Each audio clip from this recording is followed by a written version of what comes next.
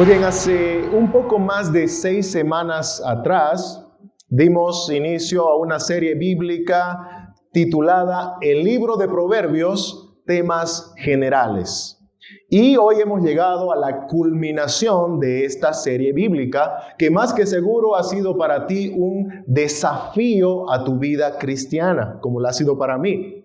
Este libro de Proverbios tiene temas tan profundos y prácticos para el cristiano que quiere madurar, que quiere seguir creciendo en la fe.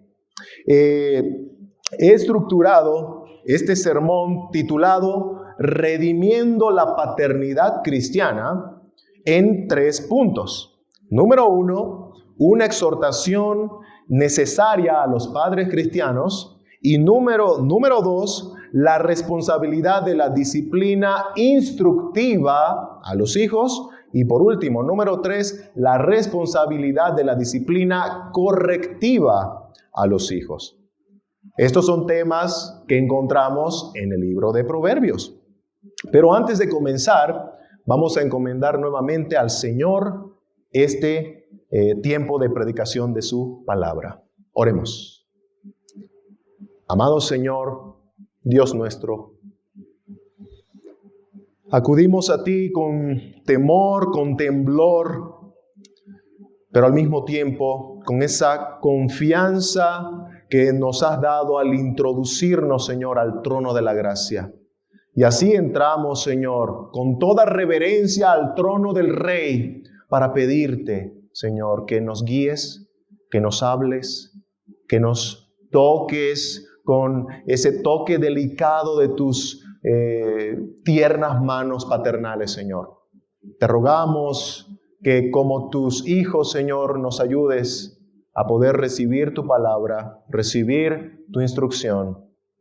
Te pedimos, Señor, por cada uno de nuestros hermanos presentes, como también por los ausentes. Guárdales en donde están, provéeles tu palabra y pon en sus corazones, Señor, esa llama ardiente que no pueda ser saciada solamente con tu palabra, con tu presencia. Te lo rogamos, Señor. Te pedimos por esta reunión y por la predicación de tu palabra. Háblanos, te lo pedimos en nombre de Cristo Jesús. Amén. Muy bien, vamos a entrar de lleno a nuestro primer punto. Una exhortación necesaria a los padres antes de entrar a nuestros temas sobre la paternidad redimida o redimiendo la paternidad y maternidad que encontramos en el libro de Proverbios. Una exhortación necesaria a los padres. Hace muchos años atrás, en una iglesia en la que antes congregaba, en la que el Señor me permitió crecer, me permitió conocerle y amar a los hermanos en ese lugar. Bueno, el Señor también me permitió ahí servir en la enseñanza a su pueblo. En la misericordia y gracia del Señor, así lo hizo Él.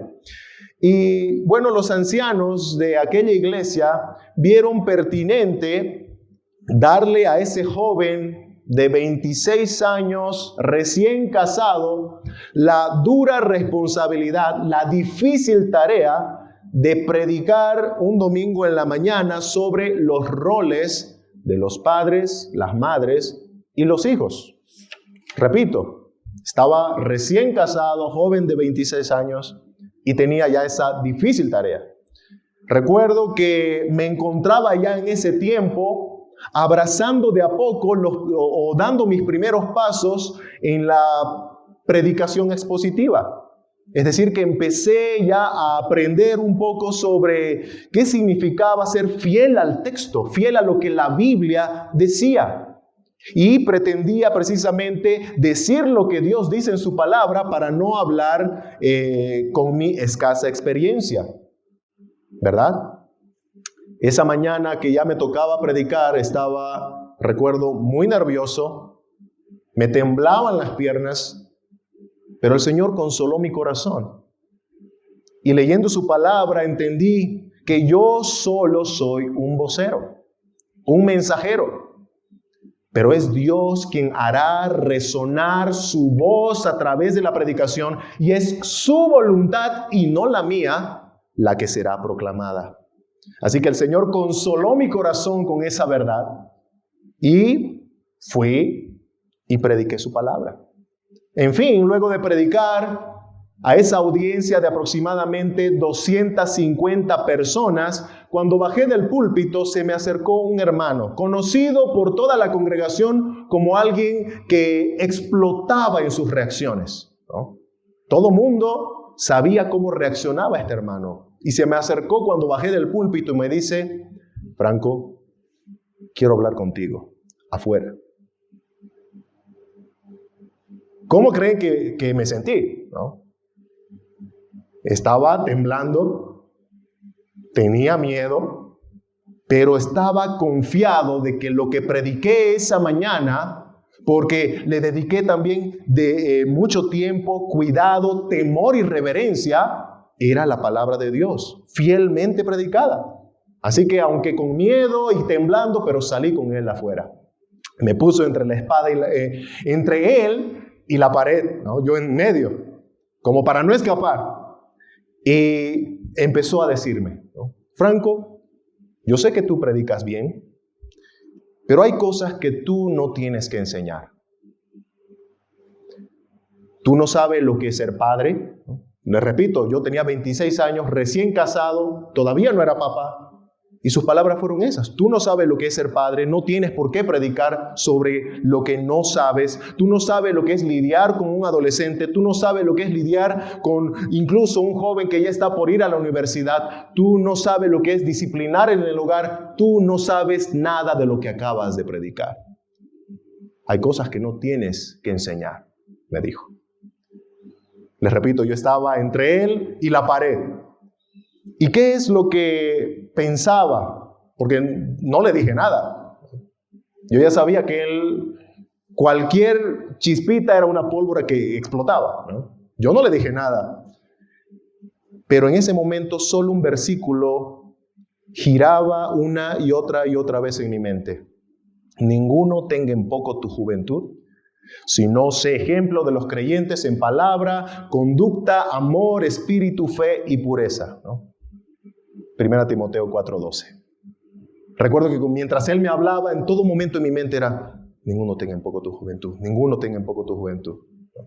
Hermanos, Timoteo era un joven de aproximadamente entre 30 a 35 años de edad cuando se quedó a cargo del rol pastoral en la iglesia de Éfeso.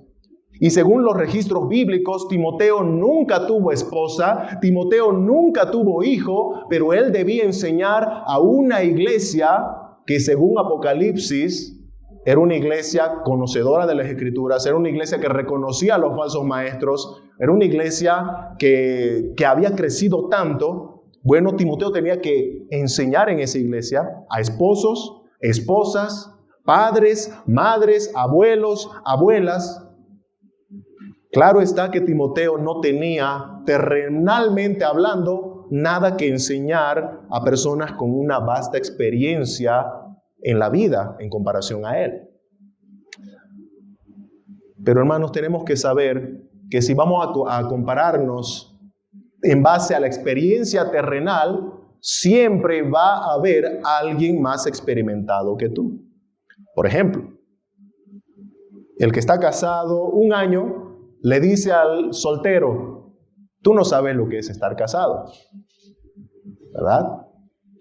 Pero el que está casado 5 años le dice al de un año: tú no sabes lo que es estar casado realmente porque ustedes siguen en la luna de miel. Es una frase bien común. Pero ¿qué sucede? Luego vienen los casados de 15 años y les dicen a los de 5: ustedes esperen a tener hijos y van a saber lo que es realmente el matrimonio. Pero luego vienen los que tienen también hijos más grandes y le dicen a los que tienen hijos más pequeños: esperen a que sus hijos crezcan para recién sufrir verdaderamente la paternidad. Pero a estos vienen luego los que ya han sacado a sus hijos profesionales, sus hijos ya han salido de la casa, ya se han casado y han hecho sus propias familias y les dicen a los demás, ¿no? A los que tienen hijos todavía jóvenes, tú no sabes lo que es tener el nido vacío. Así que aprovecha de tus hijos y no te quejes. Y podemos seguir, ¿verdad? Van a venir los abuelitos y te van a decir, mientras tú estás de ida, yo estoy de vuelta. Siempre va a haber alguien que sabe más que tú en esta vida terrenal. Experiencialmente hay alguien que sabe más, que ha vivido más, que ha tenido más experiencias. Y podríamos seguir, como les dije.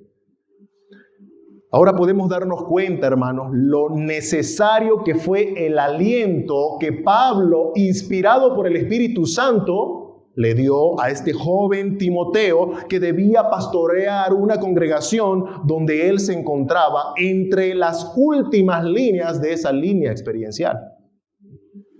Les repito, Timoteo no era papá, pero tenía que enseñar sobre paternidad a padres. Timoteo no era esposo, pero tenía que enseñar sobre ser marido o ser esposa en una iglesia donde habían esposos y esposas.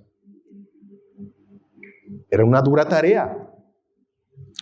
Siempre va a haber alguien con más experiencia, con mejores ideas que tú. Pero por eso Pablo no le dijo a Timoteo, Timoteo, predica tu experiencia o predica tus pensamientos o predica tus ideas. Pablo le dijo a Timoteo, predica la palabra a tiempo y fuera de tiempo. Redarguye, reprende, exhorta con toda paciencia y doctrina. Termina con lo que comienza el mandato de Pablo a Timoteo. Predica la palabra, predica con doctrina. Hermanos, este predicador está aquí enfrente no para predicar su experiencia, que seguro es escasa en comparación de muchos. Este predicador no está aquí para jactarse incluso de ser el Padre perfecto, porque perfecto no hay nadie.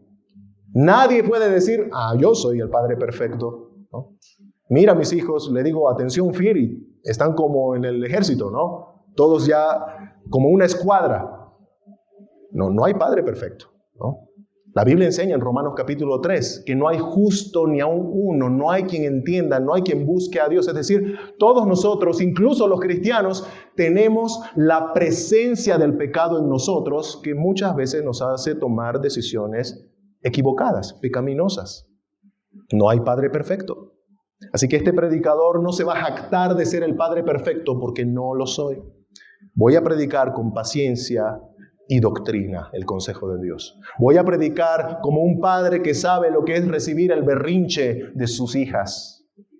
Así que, hermanos, como hemos estado aprendiendo a lo largo de este estudio de Proverbios, la sabiduría es para los humildes que saben que no lo conocen todo y saben que hasta que Cristo venga no es tarde para remediar errores en nuestra paternidad. No es tarde, hasta que Cristo llegue. Eso significa que tú como cristiano estás siendo santificado. El Espíritu Santo que inspiró la palabra está obrando en tu corazón para que tú remedies aspectos en tu paternidad que tal vez hasta el día de hoy hemos estado cojeando. Padres, madres, esto va a ser algo que nos va a probar en todo lo que hemos escuchado en Proverbios sobre el que escucha consejo y el que lo desecha, ¿verdad? ¿Y por qué digo que es un tema muy delicado, hermanos? Porque nadie quiere que se metan en aspectos muy personales de sus vidas. Y es verdad. ¿Quién eres tú para decirme cómo criar a mis hijos? Son mis hijos, no los tuyos. Yo los alimento, no tú. Yo trabajo para que ellos tengan techo, para que ellos tengan abrigo, alimento, no tú. ¿Quién te crees para venir y decirme qué hacer con mis hijos? ¿No? Es un tema delicado. Nadie quiere que se metan con su paternidad, nadie quiere que se metan con su matrimonio porque nos pertenece, ¿verdad? Bueno, no dejes que el pecado del orgullo te deje con el dolor de aquella que es como espada que traspasa, que es la palabra de Dios, y duele, pero no quieras la sanidad que de esta espada irradia. La Biblia enseña que la palabra de Dios es como espada de doble filo y cuando nos traspasa llega hasta lo más profundo de nuestro ser y duele. Pero también tenemos que saber que esa espada da vida, no mata. Y si somos cristianos, nos va a doler el traspaso de la espada. Pero al mismo tiempo tenemos que reconocer que eso va a sanar aspectos que en nuestra vida necesitan sanidad.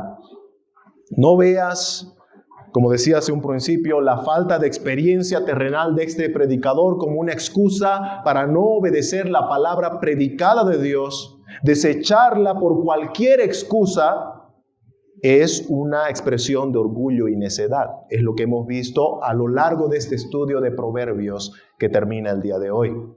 El necio escucha el consejo y lo desprecia, lo desecha. El humilde escucha el consejo y lo abraza, y lo aprecia, y lo valora como el tesoro más preciado en el universo. Así que hay un dicho que dice de la siguiente manera, ¿no? Antes de hacer la milanesa hay que apalear la carne, ¿no? Hermanos, no quiero que sientas como una carne apaleada, ¿no? No estamos haciendo milanesa aquí. Esta exhortación la veía necesaria para derrumbar esa muralla que solemos empezar a construir para que nadie se meta en mi vida, ¿no? Y a la verdad, yo soy nadie.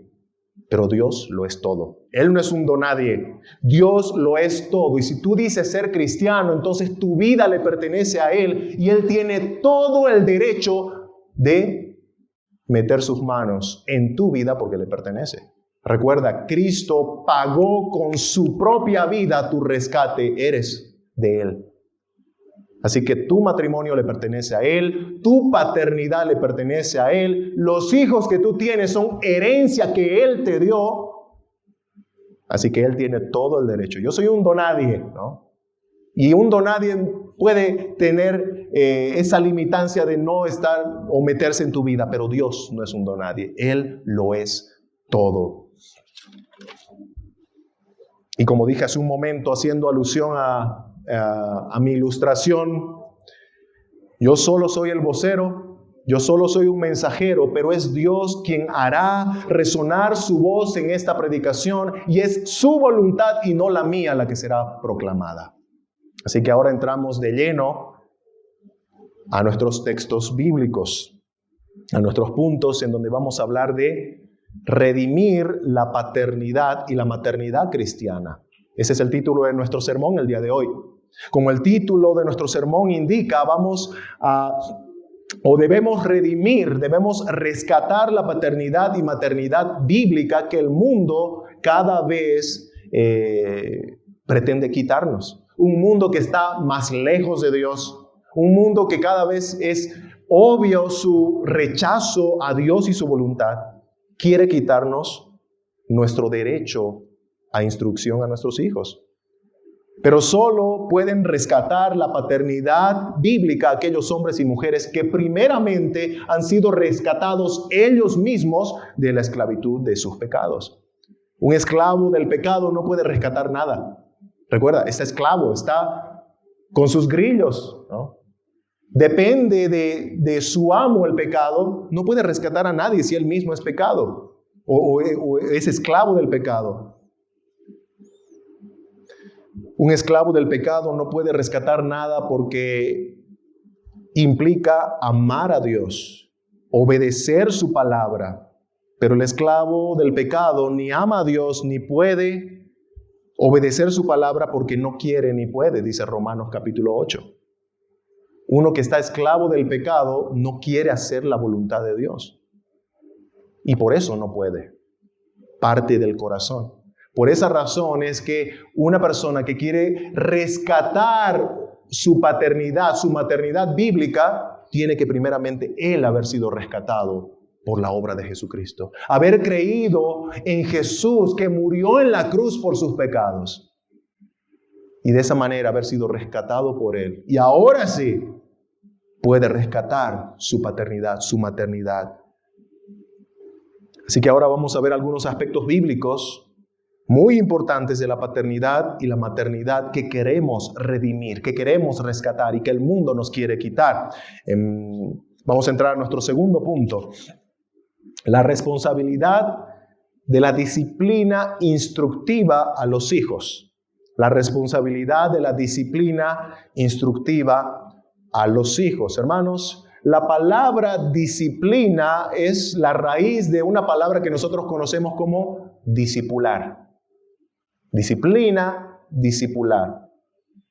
Nosotros conocemos un poquito más el contexto de discipular, ¿verdad? Discipular es enseñar a alguien, instruir a alguien, estar como estaba Jesucristo al lado de sus discípulos, hombro con hombro en la cotidianidad de la vida y enseñar la voluntad del Señor ahí. Conocemos el concepto, aunque a grandes rasgos, de discipular. Y es interesante que esa palabra viene de disciplina. Disciplina. La disciplina instructiva es precisamente ese orden en la enseñanza en donde tú vas dando instrucción, ¿no? Instructiva, instrucción, enseñanza. Vivimos, hermanos, en un siglo, en el siglo XXI, una época en la que se ha esclavizado a la paternidad. Y lo que ha esclavizado a la paternidad en el siglo XXI es haberle quitado el valor a nuestra responsabilidad de instruir a nuestros hijos.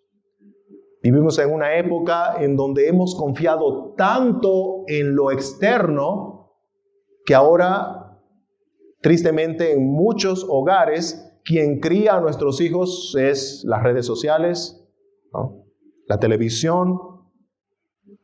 A veces depositamos tanto nuestra confianza en la instrucción de los hijos a la iglesia, las escuelas, y ahora sabemos que en las escuelas ya no se puede confiar incluso en lo que están enseñando. Ya no es solo académico lo que les enseñan ahí, sino ya están enseñando valores que van contra la Biblia. Pero hemos confiado y hemos delegado una responsabilidad dada a los padres.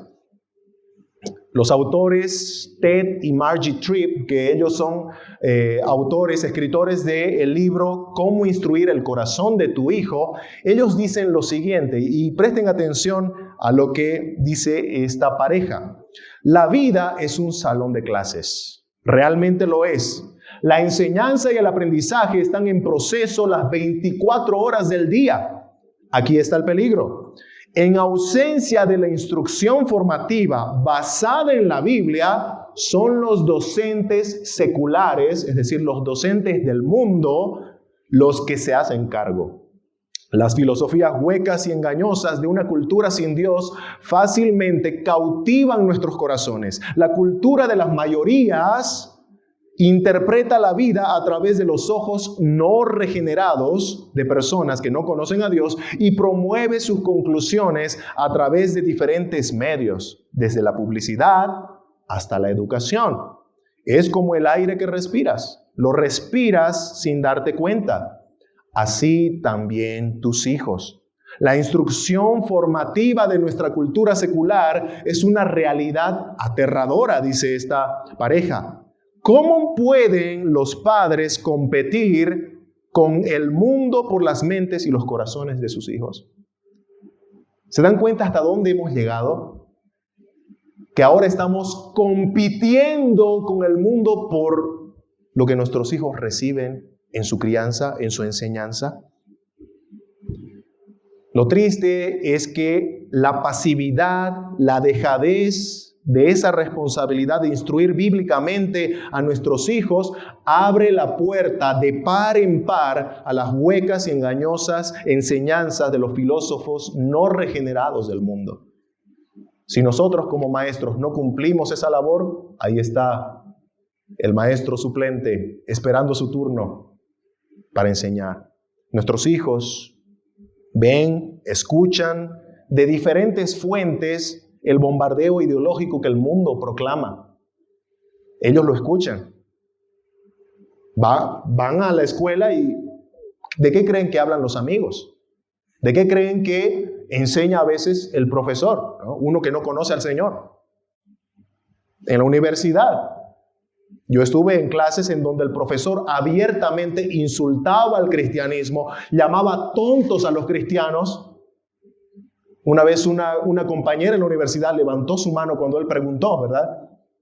Y ella levantó su mano y la destrozó. La destrozó. Hay docentes así, hay profesores así, ¿no? Y ellos son los que están instruyendo. Yo conocí compañeros que entraron a la universidad con una idea cultural del cristianismo. Vivimos en Bolivia, ¿verdad? Aquí el catolicismo romano se enseña culturalmente en la familia, pero salieron de la universidad ya reconocidos oficialmente como ateos. Ese es el impacto del mundo, ¿no? Ese es el impacto de muchas instituciones que abiertamente quieren desacreditar la Biblia, quieren desacreditar a Dios. Y nuestros hijos son bombardeados con esas ideologías. Pero somos los padres los que debemos poner el pecho a esos dardos envenenados del enemigo. Debemos estar preparados para poder refutar sus mentiras con la verdad de Dios cuando ellos lleguen a la casa con preguntas, con dudas. Esto escuché, papá, esto escuché, mamá. ¿Cuál es la verdad? Tú tienes que ir preparado para poner el pecho a esos dardos envenenados. Porque la verdad es que no vivimos en una burbuja, ¿verdad? No vivimos en una burbuja. No estamos apartados de lo que está sucediendo a nuestro alrededor. Y hoy en nuestro país incluso estamos un poco retrasados a comparación de países del primer mundo que ya se ve a dónde han llegado con esas ideologías. Oh, padres, hemos olvidado que en este salón de clases que es la vida, el director supremo que es Dios, te ha encargado a ti, te ha designado a ti como el maestro titular de aquellos que recibiste por herencia. ¿Lo hemos olvidado? Dice la palabra de Dios en Deuteronomio 6, versículos 6 al 9, que era el pasaje que nuestro hermano Andrés hacía lectura hace un momento. Dice Deuteronomio 6, versículos 6 al 9, hablando Dios de los mandamientos que dio a su pueblo, y se dirige ahora a los padres. Dice: y estas palabras que yo te mando estarán sobre tu corazón. Escuchen las palabras que dice el Señor. En primer lugar, a los padres les dice: estas palabras en tu corazón. Aprópiate tú primero de ellas. Y sigue diciendo: y las repetirás a tus hijos, y hablarás de ellas estando en tu casa, y andando por el camino, y al acostarte, y cuando te levantes. Y las atarás como una señal en tu mano, y estarán como frontales entre tus ojos, y las escribirás en los postes de tu casa y en tus puertas. ¿Se entiende claramente lo que está diciendo el Señor acá? No está diciendo que literalmente te escribas un versículo aquí en tu frente cada mañana, o que te pongas una manilla con versículos en tus manos. No. Está diciendo que en todo tiempo tienes que apropiarte de esta palabra de manera que permee, que tu hogar se note que rebalsa la enseñanza bíblica. Por eso habla de las paredes y habla de nada sirve que tengas tal vez un versículo o cuadritos con versículos en tus paredes si son solamente adornos, ¿no? Cumplen solamente una función estética. Ahora, no estoy diciendo que no pongas cuadros con versículos, ¿no? Son bonitos y son lindos. Uno entra como visita, los lee y le encanta ver la palabra de Dios en las paredes. Pero esto no es un sentido literal de poner un cuadro en la pared. Es en el sentido de aprópiate de la palabra, tú primeramente, guárdala en tu corazón y luego instruye eso en tu casa, ¿no? Dios ha designado a los maestros titulares en esta aula de clases que es la vida, y son los padres, los maestros de sus hijos. Proverbios 22:6. Un versículo muy conocido dice, instruye al niño en su camino y aun cuando fuere viejo no se apartará de él. ¿A quién le estará diciendo esto el proverbista, no? Instruye al niño en su camino. Es a los padres.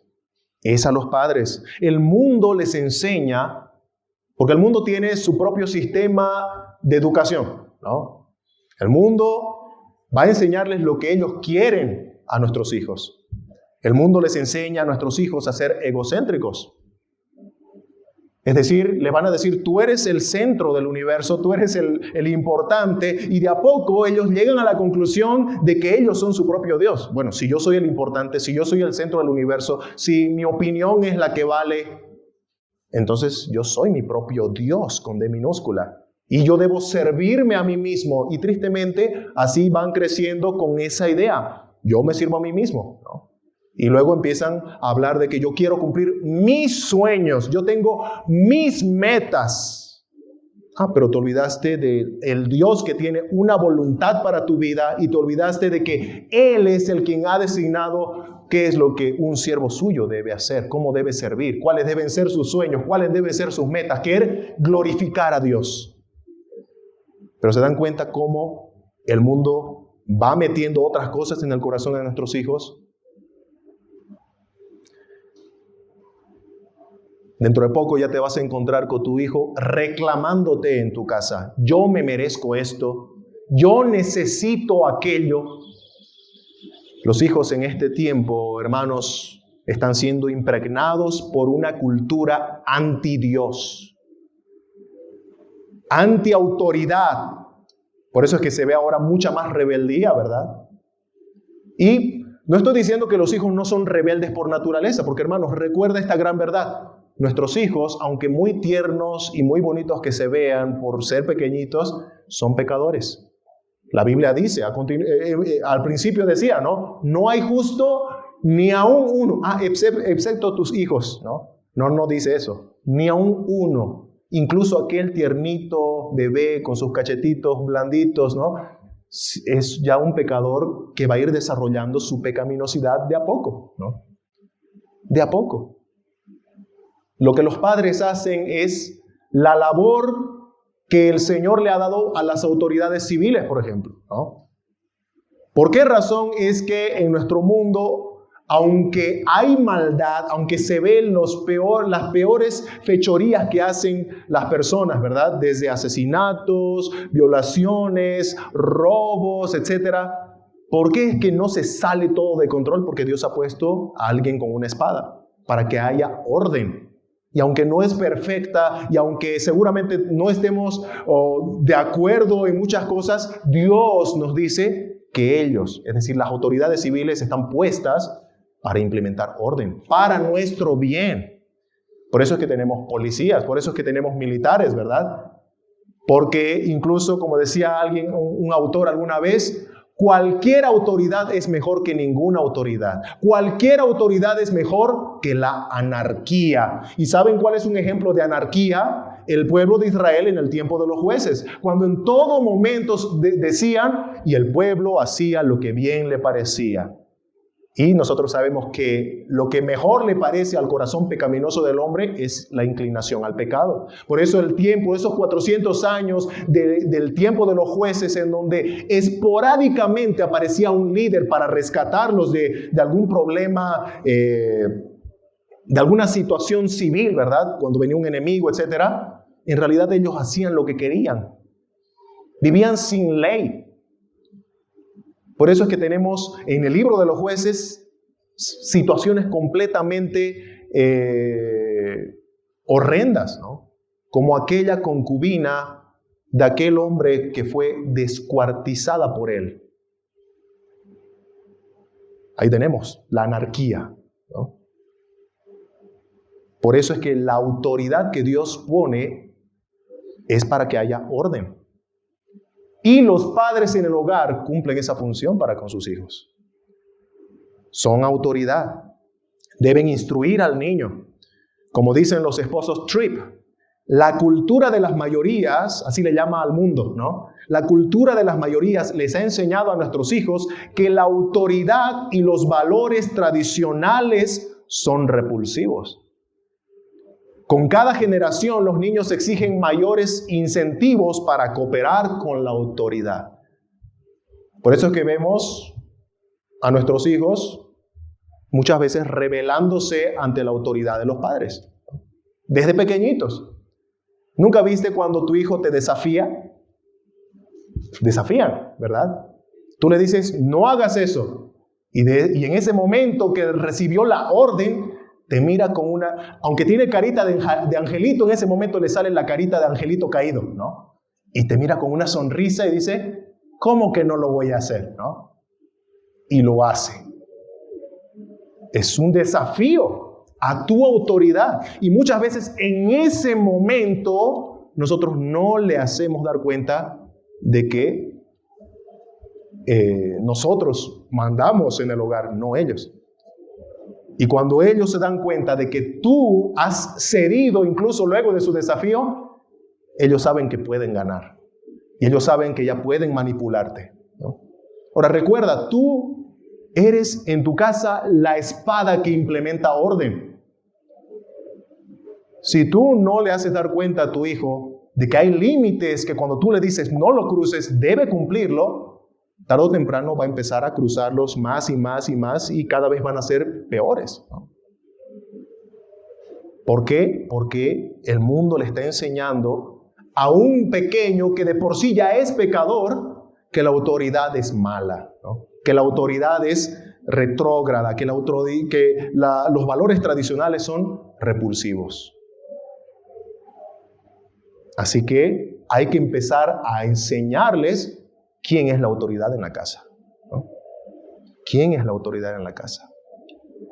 Padre, madre, tú como maestro de tus hijos tienes autoridad delegada por Dios.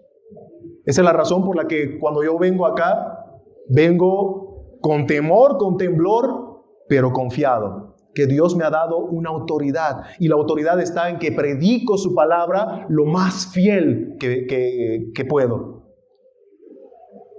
Si tú has recibido una autoridad delegada por Dios, tienes que tener la confianza de hacer notar que tienes autoridad sobre tus hijos. En el hogar manda a los padres, no los hijos. Y yo veo aquí a muchos pequeños, ¿verdad? Es algo que tienen que saber desde pequeños. Sus padres tienen autoridad, ¿no? Sus padres son los que mandan. Y cuando ellos dicen algo, tienen que obedecer.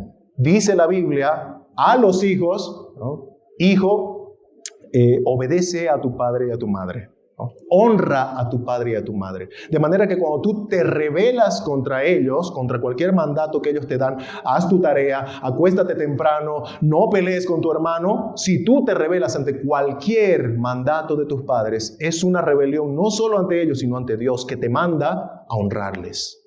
A honrarles. Los hijos no tienen por qué exigir, los hijos no tienen por qué pasar por encima de la autoridad de los papás. Nuestro propósito es instruir a los hijos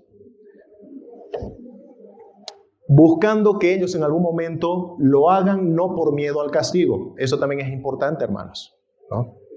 Pero de alguna manera, mientras ellos no sean cristianos, lo van a hacer por miedo a las consecuencias. Querramos o no, porque como decíamos hace rato que la Biblia dice en Romanos capítulo 8, uno que no es regenerado, uno que no tiene el Espíritu, no quiere agradar a Dios, ni puede agradar a Dios. Pero tu hijo, aunque no conozca al Señor, va a aprender quién es la autoridad, porque va a haber consecuencias si no.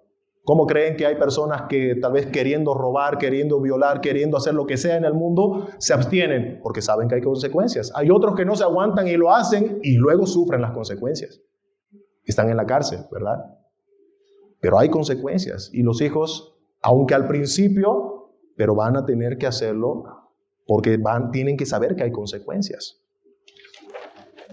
Nuestro deseo principal es que ellos un día amen al Señor y lo hagan no por miedo a las consecuencias, sino por amor al Señor, por amor a sus padres, que sigan al Señor, que sirvan al Señor con todo su corazón.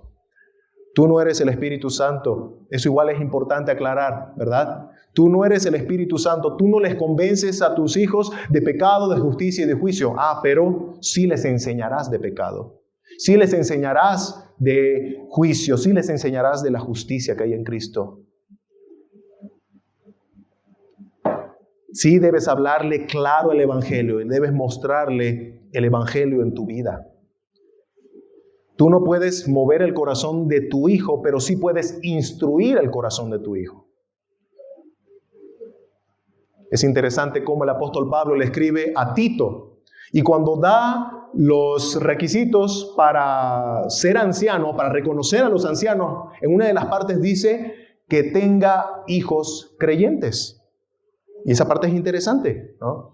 Esa palabra creyentes, porque la Reina Valera lo traduce como creyentes, tiene también una traducción más clara, obedientes.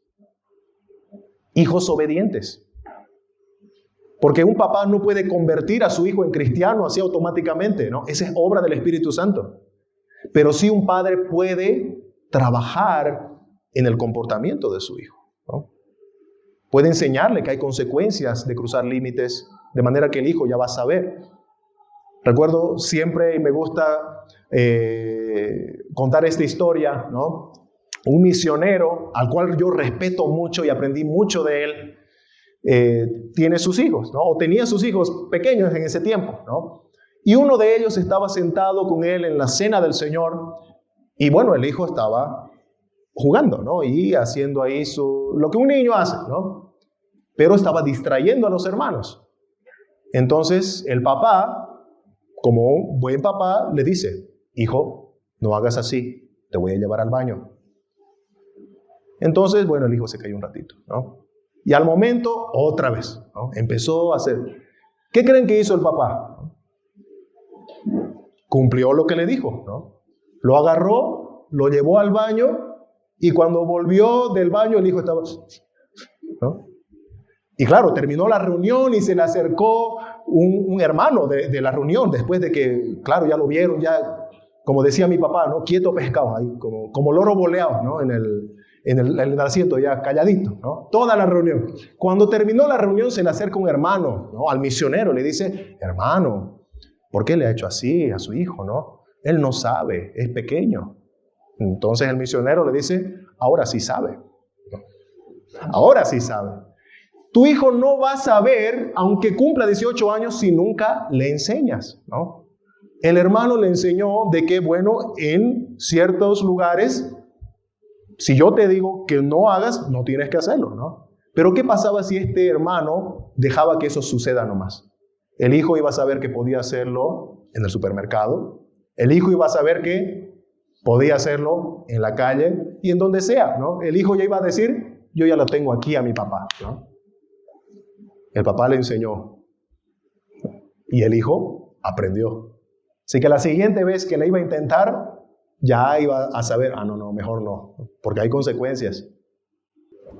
Recuerden, hermanos, tú no eres el Espíritu Santo, pero sí Dios te ha dado potestad de ordenar tu hogar, de enseñarle a tu hijo límites. Tú no puedes mover el corazón de tu hijo. Debemos enseñarle a nuestros hijos cuán maravilloso es amar a Dios, amar su palabra, empezando con nuestro ejemplo. Debemos enseñarle a nuestros hijos cómo nosotros seguimos y amamos a Dios. Por ejemplo, yo te pregunto, ¿no? ¿Cómo estamos instruyendo a nuestros hijos en el tema de la fe? ¿O estamos delegando todo a la iglesia? Nosotros somos, usando, ¿no?, la terminología educacional, ¿no? Nosotros somos maestros suplentes, pero el profesor titular eres tú. Tú eres el maestro titular de tus hijos, ¿no? Así que yo te recomiendo, ¿no? Empieza a reconsiderar cómo estoy haciendo en mi casa para la instrucción bíblica de mis hijos, para que ellos reciban palabra, no solamente unas horitas aquí en la iglesia a la semana, sino cada día allá en el hogar, ¿no? Yo entiendo, llegamos cansados del trabajo, me duele el cuerpo, quiero echarme a dormir, pero ahí viene el sacrificio de ser padre cristiano, ¿no? aunque con cansancio, me sentaré un ratito con mis hijos, cantaré 1 o 2 alabanzas que conocemos aquí en la iglesia y diremos, bueno, hijos, voy a leer una porción de la Biblia, ¿no? Y que empiecen a aprender a tener un culto familiar en el hogar, ¿no? Hermanos, es muy importante esto de la instrucción. Recuerda, estamos cumpliendo ese mandamiento del Señor de enseñar a nuestros hijos de Dios. Que la palabra de Dios esté en nuestros hogares no solo como adorno, sino en la aplicación de nosotros, de la instrucción, de el ejemplo que les damos a nuestros hijos. No puede ser, hermanos, que le digamos a nuestros hijos, ok, ve a la iglesia, si de repente yo no vengo a la iglesia, ¿no? Mi hijo está siendo confundido ahí. A ver, mis papás me mandan a la iglesia, pero ellos no vienen a la iglesia, ¿no? De por sí ya estamos dando un mensaje doble, ¿no? Que confunde. Tiene que haber concordancia. Instruye al niño en su camino, y aun cuando fuere viejo no se apartará de él. Una vez escuché, ¿verdad?, el ejemplo de alguien que decía, ¿no? No puedes decirle a tu hijo, no tomes si estás con la botella de vino en tu mano, ¿no? Hey, tú no tomes, ¿no? No quieren que el hijo tome, pero ellos, borrachos delante del hijo, dando órdenes de que no tome, ¿no? Tarde o temprano el hijo va a hacer caso a lo que ve y no tanto a lo que escucha. Así que la instrucción a nuestros hijos, hermanos, si pasamos a nuestro último punto, la responsabilidad de la disciplina correctiva a los hijos. La disciplina correctiva. Anteriormente estábamos viendo la disciplina instructiva, ¿no? Tú le enseñas a tus hijos, vamos a decirlo así, ¿no? Teóricamente, tú le dices, hijo, esto es así. Cuando hablamos de disciplina, suele causar el mismo efecto de cuando alguien en algún momento, imagínate, ¿no? Tú estás teniendo una conversación y a alguien se le sale una mala palabra, ¿no? No sé si ustedes tienen esa misma reacción que yo, pero es como cuando alguien rasga, ¿no?, el metal y suena incómodo. Algo así me pasa a mí cuando escucho a alguien hablar una mala palabra, ¿no? Es incómodo. Bueno, cuando decimos la palabra disciplina, es como si alguien estuviera diciendo una mala palabra. Normalmente tendemos a incomodarnos, tendemos a decir, no, yo me tapo los oídos, ¿no? ¿Qué es lo que has dicho? Disciplina. Bueno, hermanos, voy a decir una gran verdad, ¿no?, reveladora. Disciplina no es una mala palabra. No lo es. Tristemente, en la sociedad en la que vivimos, que está inmersa en el pecado por el mal accionar de muchos progenitores, se ha llegado a confundir el concepto de disciplina y empezarlo a utilizar como un sinónimo de abuso, de maltrato, ¿verdad? Porque eso se ve en la sociedad. Personas que literalmente flagelan a sus hijos, ¿no?, hasta que salga sangre, le agarran del cuello, ¿no?, le abofetean en la cara. Hermanos, tenemos que ser claros, ¿no? Eso no es disciplina. Eso es maltrato, eso es abuso. Y sí, las autoridades civiles castigan eso, ¿no? Es un delito. Y nosotros no estamos a favor del maltrato, no estamos a favor del abuso infantil. Definitivamente eso no es disciplina. Cuando nosotros hablamos de disciplina, sácate de la mente que estamos diciendo eso. Disciplinar no es actuar impulsivamente, ¿no? O como les decía hace un momento de este hermano, ¿verdad?, al principio, que explotaba en sus emociones, ¿no?, que su ira rebalsaba y actuaba en ese momento enojado. No, eso no es actuar, eso no es disciplinar, ¿no? Por ejemplo, cuando nuestros hijos rompen un vidrio en la casa, un jarrón, por jugar adentro de la casa, cuando tú le habías dicho que no lo haga, ¿no? Es decir, tú ya lo viste jugando y le dijiste, no juegues así. Al ratito escuchaste, ¿no? La pregunta es, ¿qué haces en ese momento?, ¿no? Uno se molesta, ¿no? Le dije que no y de repente, el vidrio, ¿no? No me hizo caso, me desobedeció. Si tú en ese momento, encolerizado, enojado, ¿no?, Agarras lo primero que se te cruza por delante, ¿no? Si ves un palo, el palote, ¿no?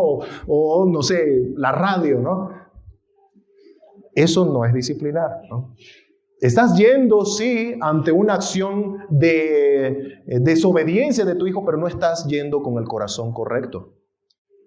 No estás yendo con el corazón correcto. Escucha lo que dice la Biblia en Proverbios 29:22. El hombre iracundo, que se traduce también como lleno de ira, el hombre enojado en todo su sentido, levanta contiendas, y el furioso muchas veces peca. Es decir, que cuando nosotros actuamos enojados, es más que seguro que vamos a pecar. ¿Tú crees que el radiazo que le des o agarrando el palote que le lances a tu hijo no puede que lo lastime? Ya estarías pecando, ¿verdad? Ya estarías pecando. O a veces no actuamos físicamente, sino con palabras. Y empiezas a hacer lo que la Biblia dice que no tenemos que hacer. Por ejemplo, llamar fatuo a tu prójimo, es decir, tonto. Habla de alguien que con insultos degrada la dignidad de la otra persona. A veces nosotros no actuamos en nuestra ira agarrando lo que sea para lanzar, pero sí lanzamos palabras que hieren, que lastiman. Yo conozco la historia de una persona, ¿verdad? Una mamá que se enojó con su hija, ya la hija tenía entre 13 y 14 años, se enojó con su hija porque algo hizo y en su enojo le dijo, tú no eres mi hija biológica. Eso destrozó a esa niña, ¿no? A esa señorita. Se dan cuenta que en su enojo, por eso la Biblia dice, airaos, pero no pequéis. Hermano, no está diciendo que airarse o enojarse sea pecado, pero está diciendo que tenemos que tener dominio propio de nuestras emociones. No somos animales, ¿no? Los animales se enojan y actúan, pero nosotros no. Nosotros tenemos que tener dominio propio y mucho más si somos cristianos. La Biblia dice que el dominio propio, o como lo llama Gálatas capítulo 5, la templanza es parte del fruto del Espíritu Santo. Muchos podemos lidiar con esa lucha de nuestro temperamento, pero hermanos, que no nos venza, que no nos venza. Si mi hijo rompió el jarrón, rompió el vidrio porque no me hizo caso y yo sé que puedo pecar al actuar enojado, entonces me calmo, ¿no? Me voy a mi cuarto, oro, enfrío mi cabeza, enfrío mi mente y ya calmado puedo ir y actuar, ¿no? Porque si actúo en mi enojo, simplemente estoy vengándome, no estoy enseñando. Debemos aplicar dominio propio, ¿no? Efesios 6:4 dice, y vosotros padres no provoquéis a ira a vuestros hijos, sino criadlos en disciplina y amonestación del Señor. ¿Ustedes creen que un hijo que todo el tiempo es flagelado, abusado, recibe maltrato, qué es lo que se está gestando en el corazón de ese hijo? Rencor. Hace poquito se escuchó la noticia de una hija de 18 años que mató a su papá, ¿no? Creo que fue en la ciudad de Santa Cruz, ¿no? Le encontró haciendo algo inapropiado. El padre, obviamente, lo que se entiende ahí, actúa en su enojo en ese momento y probablemente era algo que siempre hacía, no solo esa vez. Pero esa hija ya tenía rencor en su corazón. Esa hija ya tenía odio en su corazón. Y esa fue la gota que rebalsó el vaso. Y esa última reacción de su padre, en su ira, en su enojo, produjo que la hija lo mate. Le dio puñaladas y cuando el padre estaba tendido en el piso, ella agarró, buscó la piedra más grande que encontró y se la lanzó en la cabeza. ¿Ustedes creen que eso sucedió en ese momento o nació en ese momento en la hija? No. Era algo que se ha ido gestando, el rencor, el odio en su corazón. Por eso es que no debemos provocar a ira a nuestros hijos maltratándolos. No confundamos disciplina con maltrato, ¿no? No confundamos disciplina con maltrato. Los hijos aprenden tanto por las palabras de sus padres como por sus acciones. Si actúas iracundamente, explosivo y vengativo, más temprano que tarde tendrás hijos rencorosos y vengativos igual que tú. Entonces, no provoquéis a ira a vuestros hijos. Tratarlos con ira es incitarles a que te tengan ira a ti. Proverbios 19:18 habla ahora para entrar a qué es la disciplina, ¿no? Proverbios 19:18 dice: castiga a tu hijo en tanto que hay esperanza, mas no se apresure tu alma para destruirlo. Hay una diferencia que hace el proverbista, ¿no? Castiga, disciplina, corrige. Pero no es para destruirlo, no es para lastimarlo. A veces confundimos, ¿no? Bueno, ahora, ¿qué es la disciplina? ¿No? Bueno, la disciplina bíblica no busca cambiar una conducta externa meramente, ¿no? Es decir, nuestro propósito como padres es que algún día nuestro hijo haga las cosas por amor al Señor y por amor a sus padres, ¿no? Pero obviamente al principio van a hacerlo, como les decía hace un momento, ¿no? Porque saben de que si siembran, cosechan. Pero tiene que haber ese orden que la disciplina puede hacer, ¿no? Hay una autora y me hace reír, pero al mismo tiempo me hace sentir a veces vergüenza propia el nombre de su libro, ¿no? Esta autora se llama Ginger Hubbard y es la autora del libro titulado No me hagas contar hasta 3. ¿Y cuántos de nosotros no hemos dicho eso alguna vez a nuestros hijos, ¿no? Pero ese no me hagas contar hasta 3, ¿cuánto ya habíamos contado, ¿no? Las veces que lo hemos dicho, porque esa es una frase que normalmente se usa cuando dilatamos la corrección y al final nunca llega, ¿no? No me hagas contar hasta 3, ¿no?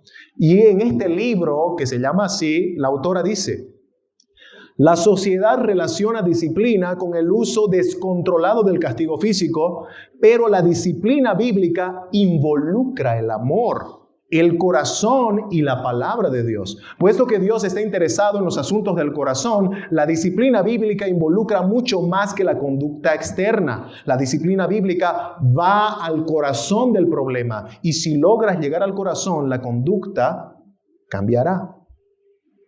Hermanos, el uso descontrolado del castigo físico de muchos progenitores ha hecho que muchos otros vean con malos ojos tal práctica, ¿no? Es decir, que de un extremo, no, yo no quiero ser como esos abusadores, nos vamos al otro extremo, ¿no? El que definitivamente se ha vuelto pasivo en la parte correctiva y ve con malos ojos la disciplina. Pero ya dijimos que disciplina bíblica no es una descarga descontrolada de ira. La disciplina bíblica, esto es importante también saber, ¿no? Es un combo de lo que ya hemos visto en el anterior punto y lo que estamos viendo en este.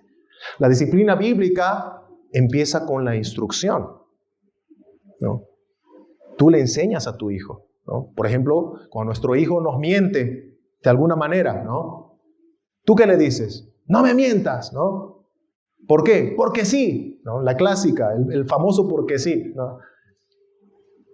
Pero nosotros tenemos que enseñar con la Biblia, ¿no? No me mientas porque es pecado delante de Dios. Cristo murió en esa cruz por los mentirosos y su sangre no va a ser derramada en vano. Tú eres pecador, por eso mientes. Tú eres pecador y por eso mientes, ¿no? Hay que enseñarle a los hijos. Y ahora, hijo, porque me has mentido, hay consecuencias, ¿no? Hay consecuencias. La disciplina instructiva es un combo, ¿no? No podemos solamente dejarlos con la enseñanza verbal, pero sin la corrección o las consecuencias de un castigo, ¿no? Tiene que haber el combo. O tampoco podemos solamente castigar, pero si primero nunca le hemos enseñado verbalmente, ¿no? Es un combo. Hemos sido creados por Dios, tenemos que enseñarle, ¿no? Hemos sido creados para darle gloria a Dios. Tú le preguntas a tu hijo, hijo, ¿tú sabes qué es el pecado? Hijo, ¿tú sabes que eres pecador? ¿Cuánto tenemos que enseñarle a nuestros hijos? Bueno, Cristo murió para salvar a todo pecador que cree en Él. Alguna vez tu hijo te va a preguntar, ¿no? A mí me gusta cómo terminando, por ejemplo, el día, ya cuando vamos a llevar a acostar, en este caso a Adele, que es la más grandecita de mis hijas, ¿no? Ella empieza a preguntar de cosas que le llamaron la atención en la lectura de la Biblia en el día, ¿no? Y a veces son preguntas profundas que los niños pueden sacar, porque ellos entienden, ellos captan, ¿no? ¿Cuál es la voluntad de Dios? Imagínate que tu hijo te pregunte eso una noche. Mami, ¿cuál es la voluntad de Dios? ¿Qué podemos decirle, no? Tenemos que estar preparados. ¿Cuáles son los mandamientos de Dios? Bueno, uno de esos mandamientos dice, honra a tu padre y a tu madre, hijo. Tu mentira me deshonró y deshonró a Dios. Es pecado. La instrucción. Y podemos seguir con todo lo que tenemos para enseñarle a nuestros hijos sobre la palabra de Dios en la disciplina instructiva. Pero luego está el otro elemento de este combo disciplinario y es la disciplina correctiva. La disciplina correctiva demuestra a nuestros hijos de manera práctica el principio bíblico de que todo lo que se siembra se cosecha. La Gálatas 6:7 dice, no os engañéis, Dios no puede ser burlado, pues todo lo que el hombre segare, eso también, todo lo que el hombre sembrare, eso también segará. De por sí, tú ya le estás enseñando a tu hijo este principio bíblico, ¿no? Con la disciplina correctiva. Queridos niños, adolescentes, jóvenes que aún están bajo la autoridad de sus padres, en toda área que te desenvuelvas en la sociedad hay límites que tú no debes cruzar. Es importante que lo sepas. Tus padres han recibido la autoridad delegada por Dios para enseñarte a respetar los límites. Y que si los cruzas, ellos te enseñarán también que hay consecuencias. Un niño, un adolescente, un joven que desafía la autoridad de sus padres, desobedeciendo mandatos claros, debe saber que su desobediencia es pecado y desagrada no solo a sus padres, sino también a Dios. Tienes que saber que la desobediencia es tan horrenda que Adán y Eva, por desobedecer, fueron echados de la presencia de Dios. Y hasta el día de hoy seguimos sufriendo las consecuencias de esa desobediencia. Así de horrenda es la desobediencia. Un hijo que desafía a los padres está mostrando la necedad de su corazón. Proverbios 22:15 dice, la necedad está ligada en el corazón del muchacho, mas la vara de la corrección la alejará de él. Es un versículo interesante, hermanos, ¿no? ¿Qué es lo que va a alejar la necedad del corazón de nuestros hijos? Dice aquí, la vara, la disciplina correctiva. La disciplina bíblica es instructiva y correctiva. No debe faltar ninguna de estas para alejar la necedad del corazón de nuestros hijos.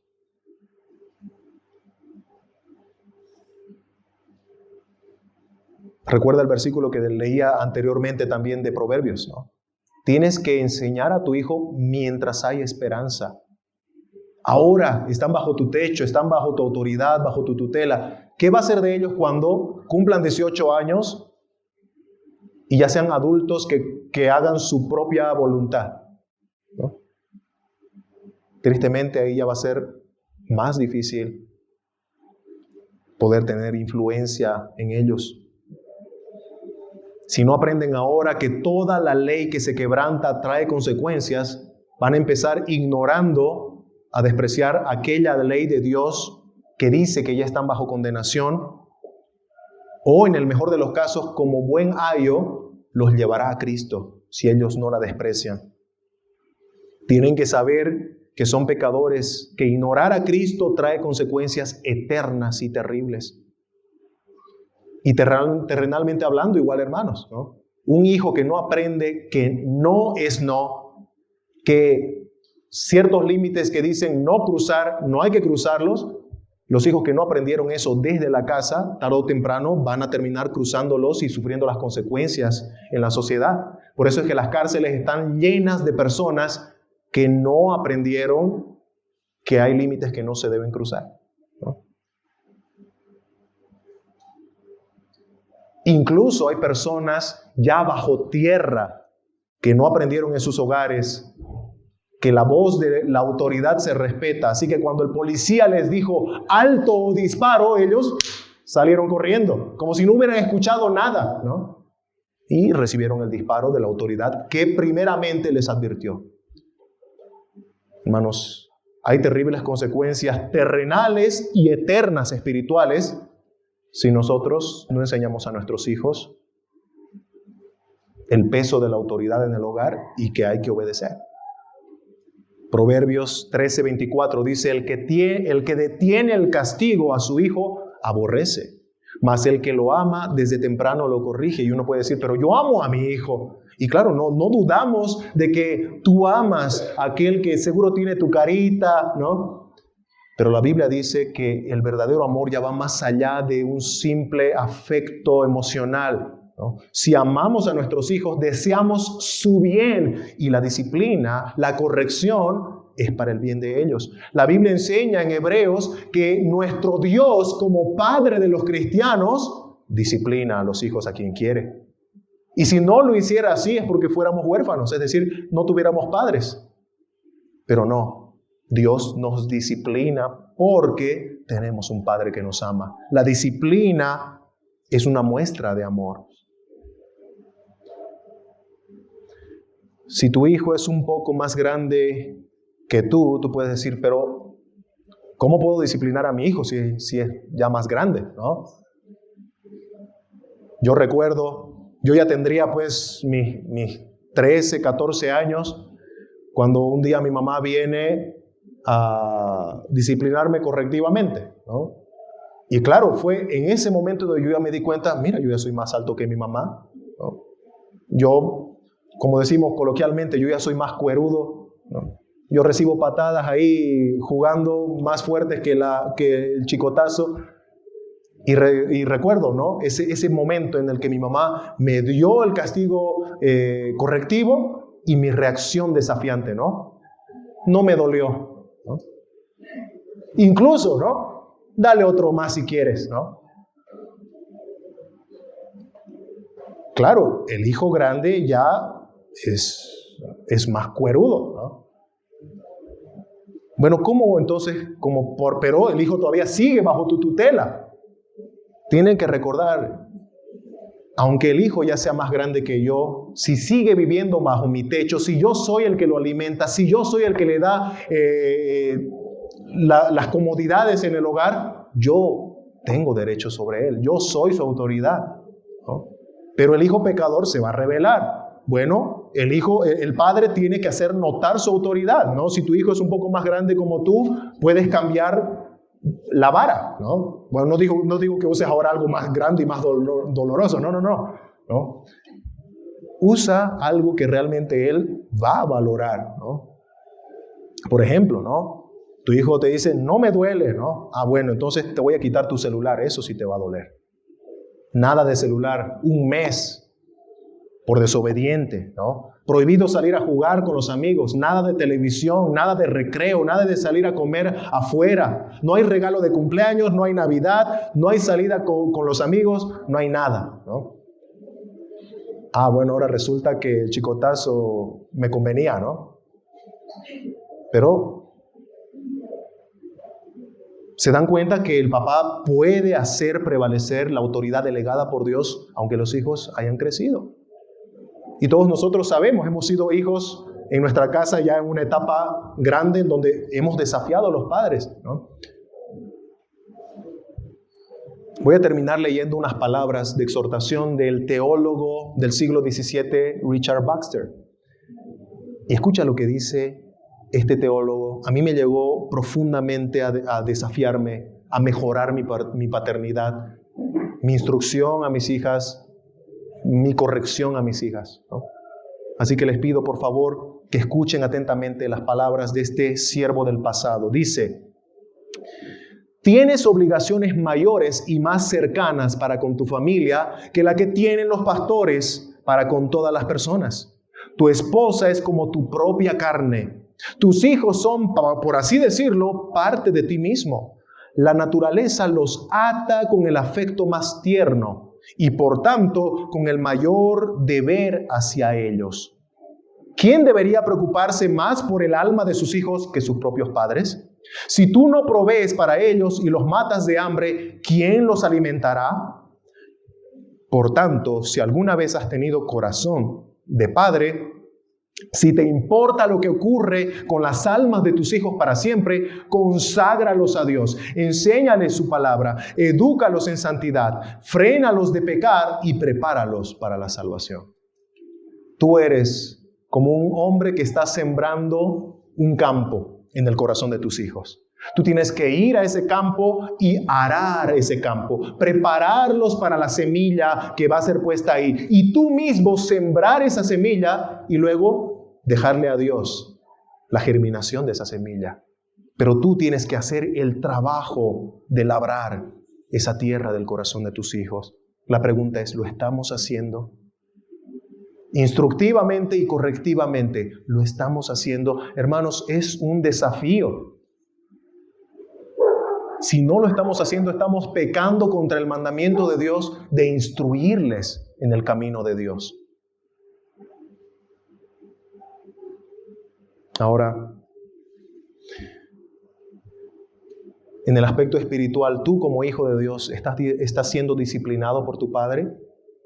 No te enojes con Dios, ni levantes tu puño al cielo como un hijo rebelde y le digas, ¿por qué, Padre?